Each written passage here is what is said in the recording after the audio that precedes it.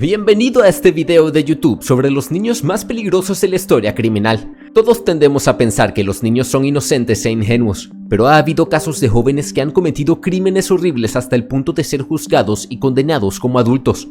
En este video exploraremos las historias de los 20 niños más peligrosos de la historia y cómo trágicos sucesos les llevaron a caer en el mundo criminal. Prepárate para descubrir algunas historias impactantes y perturbadoras. Roxana Sikorsky, una adolescente del municipio de Plymouth. En 2014 se declaró culpable de conspirar con su novio mayor para acabar con la vida de su familia adoptiva, incluidos sus padres y su hermano pequeño. Aunque Roxana solo tenía 15 años en aquel momento, fue juzgada y condenada como adulta por este intento de asesinato. Sin embargo, sus padres defendieron a su hija, alegando que estaba mentalmente enferma y bajo el control de su novio de 23 años, Michael Rivera. Roxana empezó siendo una niña ideal, pero empezó a mostrar un comportamiento problemático en la adolescencia. Le diagnosticaron trastorno por déficit de atención y trastorno por estrés postraumático y la medicaron. Fue cuando conoció a Rivera en Facebook, cuando su comportamiento empeoró e incluso se escapó con él durante unos días antes de ser encontrada en su casa. Los padres habían presentado una denuncia por agresión sexual contra Rivera, lo que había provocado que Roxana quisiera quitarse la vida. Rivera se plantó entonces delante de su casa y dio instrucciones a Roxana a través de un mensaje de texto para que atacara a su hermano menor Lucas e intentara hacer lo mismo con su hermana. Roxana huyó entonces de la casa, pero fue detenida en casa de Rivera, donde reveló a la policía que habían planeado casarse. En el momento de su condena, Roxana estaba llorando, temblando y claramente arrepentida, pero eso no impidió que el juez la condenara a hasta 20 años entre rejas por los delitos que había cometido. Número 2. Jessica Carline, de 17 años, perdió el control de su vehículo y atropelló a dos personas que desgraciadamente perdieron la vida. El accidente se produjo cuando Jessica conducía en dirección este por la calle Segunda, acercándose al Wyoming Medical Center. Se salió de la carretera y golpeó una señal antes de chocar contra el propio edificio. Brandon Avery, de 27 años, y Amanda Strickland, también de 27, murieron en el acto. Durante la investigación, se descubrió que Jessica había utilizado una lata de aerosol para colocarse, lo que probablemente contribuyó a su falta de control mientras conducía. Además, se reveló que nadie en el coche llevaba puesto el cinturón de seguridad, lo que podría haber reducido las consecuencias del accidente. Durante el juicio, Jessica expresó su pesar y tristeza por las familias de las víctimas, mostró una gran emoción durante las deliberaciones y las vistas, pero al final fue condenada a cumplir una pena de prisión por sus trágicos actos. Jessica fue declarada culpable de 2 cargos de homicidio involuntario y condenada a entre 12 y 16 años de prisión. Número 3. Antonio fue condenado a 36 años de prisión cuando solo tenía 14 años. El chico fue declarado culpable de asesinar a su abuela de 78 años. Antonio había visitado la casa de Barbara Olsen con un amigo llamado Nathan, con la intención de robarle dinero. Sin embargo, las cosas dieron un giro trágico cuando los dos chicos atacaron a la anciana con un hacha y un martillo. Toda la comunidad quedó conmocionada por la brutalidad del ataque, sobre todo porque la víctima era la propia abuela de Antonio. En la sentencia, se permitió a Antonio leer una declaración, pero estaba abrumado por la emoción y no pudo terminarla. Su abogado tomó la palabra para leer el resto de la declaración. El juez dijo que la condena de 36 años era la pena mínima para este crimen atroz y que nunca había visto algo tan atroz como juez profesional. La abuela de Antonio había invitado a los dos chicos a su casa en 2013, sin sospechar su intención de robar. Lo que ocurrió después es un ejemplo de la crueldad humana en su peor expresión. Los informes revelaron que la víctima había sufrido una muerte violenta y dolorosa, lo que causó una considerable indignación pública. Número 4. En 2013, Dylan fue condenado por acabar con la vida del hijo pequeño de su novia, Austin Smith, cuando tenía 17 años. Fue condenado a 25 años de prisión por acabar con la vida del niño de 23 meses. Dylan cuidaba al niño y a su hermano pequeño mientras su novia trabajaba. Según el fiscal, asfixió la cara del niño con una almohada y le golpeó porque no paraba de llorar. Antes de su condena, 13 testigos describieron a Dylan como manipulador y mentiroso. Lloró en la sala, pero esto no convenció ni a la gente ni al juez. Su llanto se vio como un intento de convencer al juez de que le concediera clemencia. Todo el mundo dijo que Dylan tenía lo que se merecía, pero él suplicó clemencia cuando no había mostrado ninguna hacia el pobre niño indefenso cuya vida había arrebatado. Número 5. James era un sádico criminal adolescente que tenía fantasías de convertirse en un famoso asesino en serie. En 2014, cuando solo tenía 15 años, apuñaló a 2 personas y fue condenado a 27 años de prisión por sus asesinatos. La primera víctima, James Feld, sufrió daños cerebrales tras ser agredido por James en Colchester, Essex. 3 meses después, James volvió a atacar, esta vez matando a Nahid Al-Manea, una estudiante saudí de 31 años de la Universidad de Essex. Aunque explicó cómo y por qué había cometido estos actos, James no dio muestras de remordimiento. Se declaró culpable de ambos asesinatos y fue detenido mientras planeaba un tercer atentado en 2015. Intentó apelar su sentencia alegando su corta edad y su trastorno mental, pero su solicitud fue finalmente rechazada. Antes de estos crímenes, James había sufrido acoso escolar y tenía dificultades en la escuela debido a su dislexia y autismo. Sin embargo, esto no justifica sus atroces actos. Las familias de las víctimas quedaron sumidas en un dolor y una tristeza insoportables. Número 6. Lionel Tate es conocido por ser el ciudadano estadounidense más joven condenado a cadena perpetua por sus crímenes. En 1998, cuando tenía 12 años, se quedó solo con Tiffany Unick, de 6, mientras su madre Kathleen dormía una siesta en el piso de arriba. Cuando su madre regresó, descubrió que Tiffany había sufrido lesiones horribles, entre ellas un hígado lacerado, una fractura de cráneo y costillas rotas, y murió poco después. El chico alegó que había herido accidentalmente a la niña mientras le enseñaba movimientos de lucha libre profesional. En el juicio celebrado en 2001, el juez Joel T. Lazarus condenó a Lionel Tate a cadena perpetua. El juez consideró que las acciones de Tate fueron las de un niño frío, indiferente y cruel con la niña. Tate permaneció en silencio e impasible durante la sentencia. Sin embargo, en apelación se decidió que no se había evaluado adecuadamente su competencia mental y se anuló su condena. Finalmente, tras años en prisión, Lionel Tate fue puesto en libertad con 1 año de arresto domiciliario y 10 años de libertad condicional. Aunque las circunstancias de este caso fueron trágicas, puso de relieve la necesidad de evaluar adecuadamente la salud mental de las personas implicadas en delitos, independientemente de su edad. Número 7. Joshua Phillips era un joven de 14 años condenado a cadena perpetua por el asesinato de su vecina Maddie Clifton, de 8 años. En 1997, la pequeña Maddie desapareció de su vecindario en Jacksonville, Florida, y tras una búsqueda exhaustiva, su cuerpo fue encontrado bajo la cama de Phillips. Este había intentado ocultar su crimen cubriendo el cuerpo de la niña con colchones y ropa. En el juicio, los abogados de Phillips argumentaron que padecía una enfermedad mental, pero el jurado no quedó convencido y lo condenó a cadena perpetua sin libertad condicional. El juez dijo que Phillips había cometido un crimen imperdonable y que nada podría devolver la vida a la pequeña Maddie. Los padres de la niña estaban devastados y enfadados con Phillips y expresaron su dolor ante el tribunal. Phillips permaneció en silencio durante la sentencia y no mostró ningún remordimiento por sus actos. Aunque era joven en el momento del crimen, no pudo ignorarse la gravedad de su acto y fue condenado a cadena perpetua. Número 8. Stuart Harling era un adolescente introvertido, fascinado por el mundo virtual de los videojuegos violentos y las páginas web inapropiadas.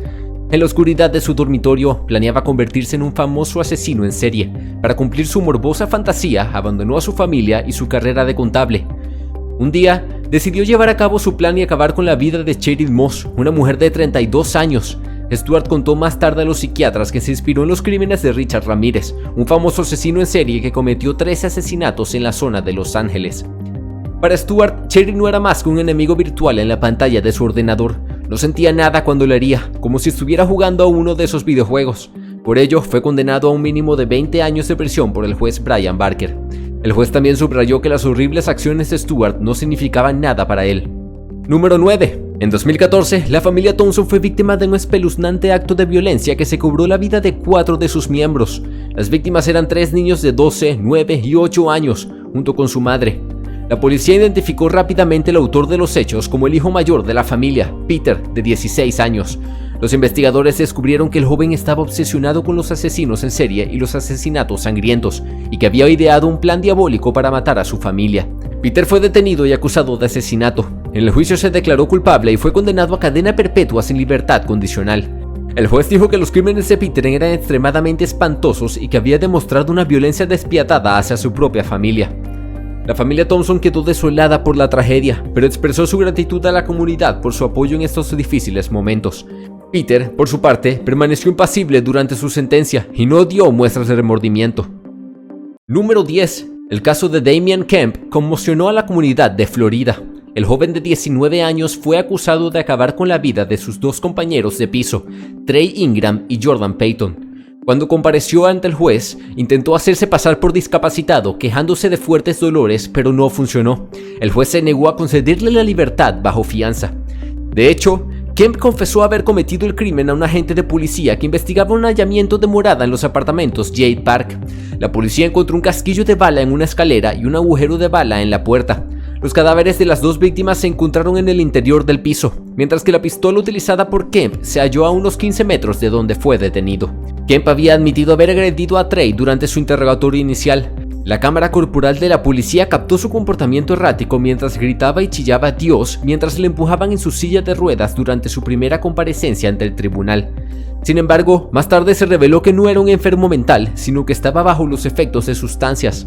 Número 11. El caso de Mary Bell sigue siendo uno de los casos de delincuencia infantil más notorios y espeluznantes de la historia británica. Con solo 10 años, Mary Bell acabó con la vida de 2 niños en edad preescolar en Scotswood, Newcastle. Sus actos fueron brutales y sin sentido y conmocionaron a toda la comunidad. En el juicio, que duró 9 días, Mary Bell fue declarada culpable de ambos asesinatos. Sin embargo, su acusación fue modificada debido a su menor responsabilidad, ya que se le había diagnosticado un trastorno psicopático de la personalidad. También tuvo una cómplice, Norma Joyce, que fue absuelta de todos los cargos.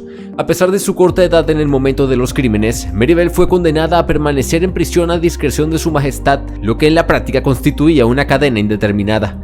Su madre y su abuela quedaron destrozadas por el veredicto y la propia Mary rompió a llorar.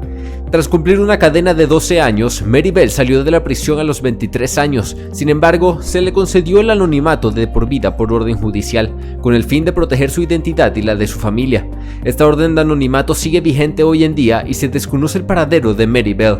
En caso de Mary Bell, sigue siendo una tragedia y un recordatorio de las devastadoras consecuencias de los traumas y abusos infantiles. Número 12. En 2015, Nehemiah tenía solo 15 años cuando acabó con la vida de todos los miembros de su familia, incluidos sus padres y hermanos. Utilizando 2 armas diferentes, agredió a 5 personas inocentes, causando una inmensa conmoción en la comunidad. Nehemiah se declaró culpable de sus crímenes porque era menor en el momento de cometerlos. Un juez del tribunal de familia propuso una sentencia adecuada, pero la fiscalía apeló la decisión. En 2019, la decisión fue anulada y Nehemiah fue condenado como adulto.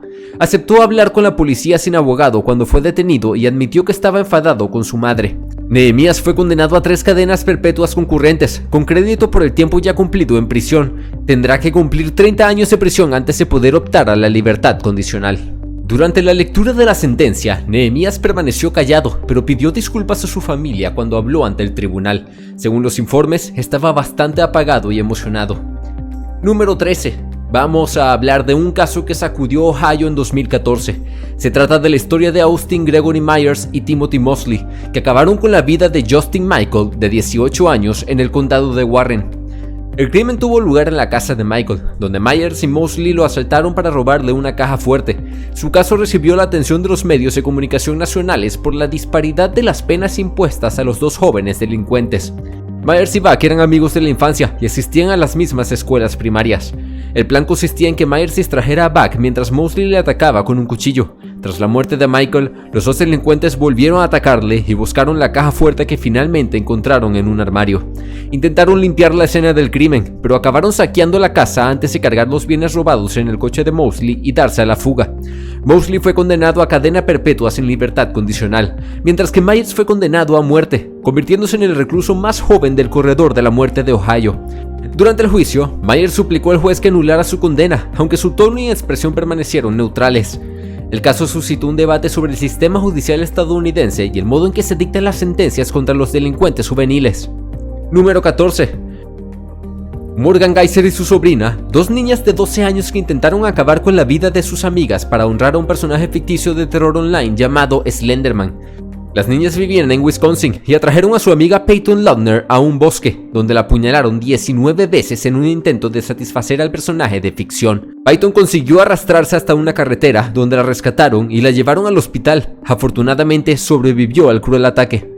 Aunque ambas chicas fueron declaradas inocentes por enfermedad mental y fueron enviadas a instituciones de salud mental, Geyser recibió una condena de 40 años a cadena perpetua y su sobrina de 25 años a cadena perpetua. 7 años más tarde, Geyser fue puesta en libertad anticipada, pero permaneció bajo supervisión hasta los 37 años.